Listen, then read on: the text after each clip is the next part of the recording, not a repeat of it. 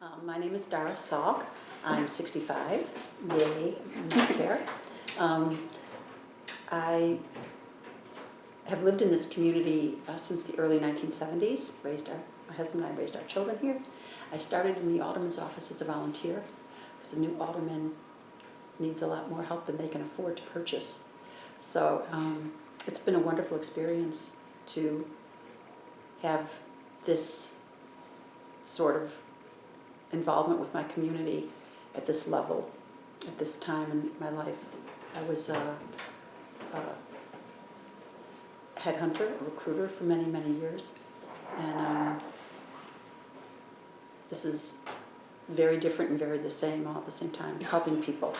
So this is a service office.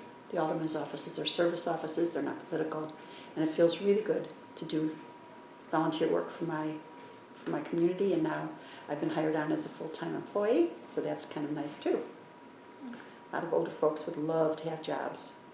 Well, my fondest memory is sort of cumulative. Raising children is just a wonderful time of life, you know, very vital, and you feel very involved, and life is very exciting because you're helping them and working with them all the time, and their friends and friends' families. And, you know, it's a really wonderful sense of community. So those are really fond memories, especially, you know, working in tandem, hand in hand with my husband to work with the kids and help the kids, and sitting in the bleachers at Wells Park, watching years and years of baseball. Our daughter was a gymnast here in the city and being at all of her meets. So knowing that you're doing something not just for yourself, but that gives to the future. Because that's what raising children is, you know, it's sort of passing it forward. One of my difficult, very painful memories is realizing that that our son did need extra help. You know, we weren't prepared for that. Our daughter was, you know, get up and go girl and always on track and had lots of friends and lots of interests. And from the time Sam was a little boy, we knew he was not the same. He did not sleep through the night till he was 3. So he was not much for napping. He had too much energy. He would drive people insane. The neighbors pulled him off a tree branch over the river. And, you know, a mom coming to that realization that he needed to be handled differently is one thing, but then getting Dad to understand that he couldn't be handled and led in the same way as our daughter, that he required a different sort of parenting, that was very difficult. We went into therapy for a while and counseling, and then, you know, it took a lot to change things so that our son could have the kind of experience that would best suit him. So that was very painful.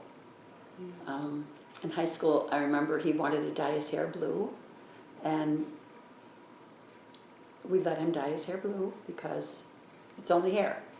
And hearing people comment on it, you know, what is that boy with the blue hair? And, you know, you don't want your children to go through pain and suffering, but it was his choice to have blue hair.